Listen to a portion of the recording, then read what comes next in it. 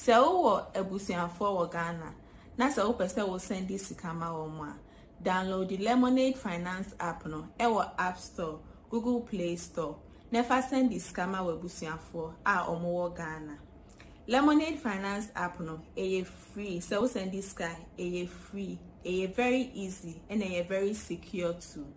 Exchange rates no so the best on the market. And catch our ebusianfo omo abo trace some person mo send this scammer wa. Omo use Lemonade Finance. Ubetimi download the Google Play Store, any Apple App Store. Kai say Lemonade Finance free, easy, fast. And our exchange rates no so the best on the market.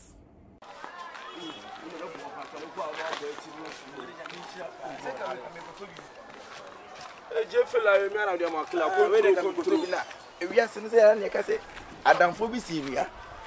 Senya se bia nka me no ya Adanfo ka sa machine ka me konya no ye. Obia beto ama beto no wanto. Kila so wala me ji no. Kila we control so original one book correct. We kwa say no e fe ne say me yusu kwa eche me be ma han. Sa. Omo mudi na wotweda na wotweda. Na say me me dey account di obi bia na wa wala. Ji, to na ma me fa won say na gas. Oh, you no fit frequent. What have them refuse all these tests na bomb page for here. Oh, say ka bia ne ka omo dey kila forget me me okay. Uni. Who Suro so be poison ho. La bia no ji. Oh there wo. Country controller. Challenge to the control. Mathematics do there. Oh. Me do so me so dey be ya bia no me ka. Why? Ye be see bia. Na me ko. Ana so okay. Ya unko fie prekwan na Clay fie pa de me so sisters ni style na o session na o me ni fie na. Wonya fie abekwa na besen e de ayi. Hey. Bema auto machine flo ah. Yi ya fese me yonku na de ma mi o.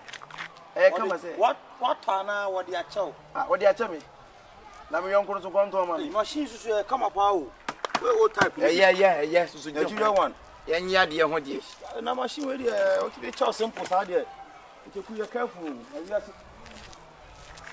Also, careful. Onya ya just one bomb or you too for careful. I didn't know no. That's my no man be I be shy. Hey, who so close to pekasa yeni? Some machine will just go wi aye. Who go machine we na what machine? It's all the coin. Ya bi o maybe who ni say angasa. It's boy on no muti. I telling this for your kofu. One child. No, we on the becho. I do the becho bia kono de. I dey ko be mintu aka wacha mi hu mobo. So nyami hira wacha. Na wutimi fiti pekope bo bi hu ni say we konfo. We ri hawo. Nyami ntu aka. We ri ha. Edika me nkoto me boa. Obi on the becho me nkoto. There. What dey now? Seku le seku. Ai semua.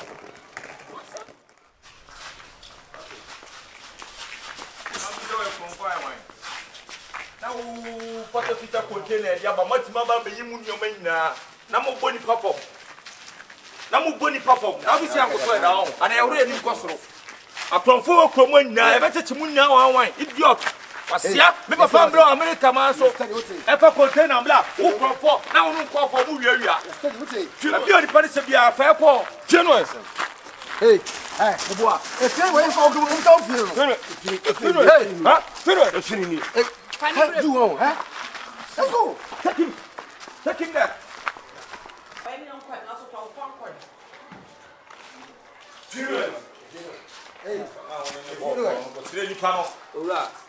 Hey, nada. One tip you say. Ade. Me pass on. What do you call? Oh, we move free. Now we share mo we na wi anyama no. Ba ono pa say woni ablante bofia. Na ai dey. Afa nyama no. So ye ba hwe mu nwia no. Awo wofia na say nyama no. Enko say de o kan say ko say enye no kre. No ntina dey. Part one ka say police. Yes madam. Apa police me part o. Me efia say dey we won ni agro ma ha say. Ti ade na obi na dey we. Abrante be. Chichiku. Try dey watch it. Sister, e pacho. Hey, Chachaku. So shabo. Chachaku. Bla. Maybe you are for ya to Kristo wo. Why? Ya to Kristo mo na onya promfo. O shawa ya dey. Me pacho, me kasa. Why be bia dey? Don't watch it. That's what you say. Hey, Masa. Masa. La mane bla na wo dey say dey. Asa me dey wo fete me ma dey. Bejo. Hey, O dey chichi. me pacho. Hey, o pacho mo se mo me pacho mo chumbo se. me. Na ma dey. Hey. Ah, but say abo telebu say dey. Hey, madam. Unim no. Unim no. Ebacho, ni abotre na. Asem na so. Oso nim wo. Woman, what pressure be for Thomas. Na ba bu sana dey di asem. Quiet. Tie. We say we call Robin. Oso onu we ne ko e. Say. Unim no. Ebacho. Asem ni na say. Tie. Madam. Papa police to. Asem ni na say. C-Confion. Any police for ya ba ha say. What is say? C-Confion. Ese. Ya say wa ko wi ade o se dey ba de nto no na ko ye. Wono na ko ye. Madam. One me. Someone trusting no John Odin so fortune. Me na mo ba family. Me na papa fi container free abuchira ba. Baby na krono de E da me ma no. Hey, mami. Mama jo, go down way. Go there. Boss. Me pass painful ni me na Madam, me pacho, go to Sa ba wo fa tu nipa wo fi. Na so fi tipa ko pa so so la papa. E tinya abotre me enka asam no boko. Ya kasa mo. Na no kono de. Me musa chinwi a. Ise ni. Baby na wo nche musa ayi. Boss. Ka wa ko ba tu ye. Ya fele se ayi ka ayi o kasa. O de ko wa ko ba tu ye. Da be bi eni ha. Asem ni fio. Mama, asem na bubo ba no. Asem pa na bubo ba no.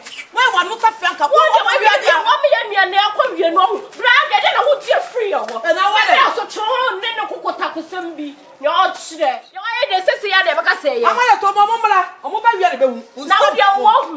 Wo. Cheche ku. Na wa de no. One fio. Ade we nya wana de man. Onye mo mi an ko fa wana de we wa. Ya ko fa de. Hey. Baby o aba me pacho tie. Sa speaker we ne ka Ba ba le nya botam ento mo asem. Enyo we ne FA container de ye ba ne ka hu bi ne Me ba. na na be fa madam. Ba o ka yo de. Enyo ko na me ba on just me here home theater o me de. Ana so wo bi kura o de we na ma kwa nkoto na we o ho penti ka me fa we na. Wo ko fa bre me se me news bi na fundamental. Bro, me anyam no na ko fa na. Officer Mpacho en ko mo for why. Asemba. Wo ya bua pa.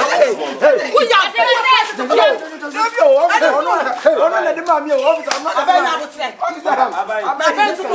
Ono na de ma mi o. Officer Mpacho na busu afo ni bi abanti. Bobo aba na botre. Ono ti fi. Asem.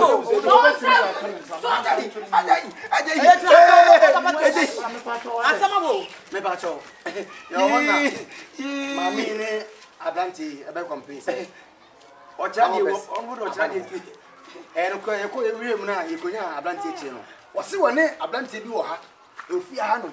Munim sa ablanti konfo ofi ha. Ofi wo ti ko ya de. Ye ba no ko se enema wo ka fo no a na wo container mu. Enema no e bi ofi ha no. It means enema no e fire dey. O mu de sie. Me ba ya ni nyamba ba. Madam, let's come. Careful. That's we nya be careful. Be careful there. It is say mo ya dey. What is coming now? What is me ni pa? Say wo ba he.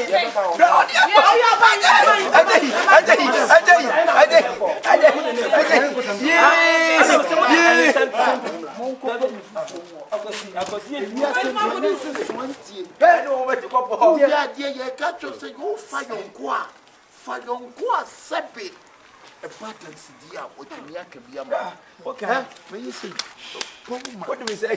ko fa we yadam fo ko na dia to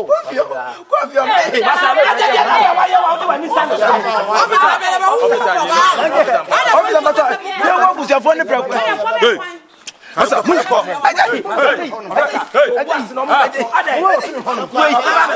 Bona ni bia. Mi dia. Asama ya beba. ko fofo so mo so always come meet am again me twa wo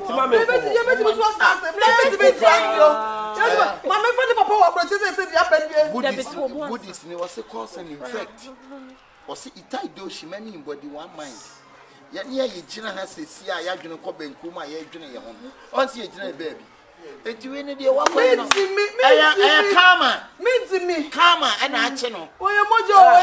ye gina ye black why Uchai mani na asama wo ka no ye. Mani papa de be mani na ka ko be sie nya nsa.